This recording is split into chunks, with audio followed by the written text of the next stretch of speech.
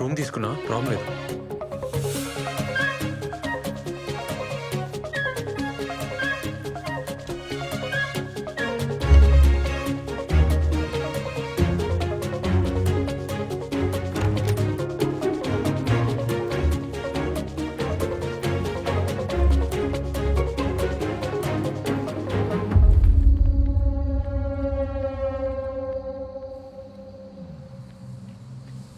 ఆపనా అన్నా అన్నా అన్నా అన్నా ఆపు ఆపు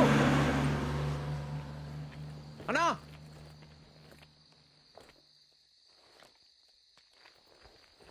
ఏ వేస్ట్ గాడు ఆపలేదు మౌని.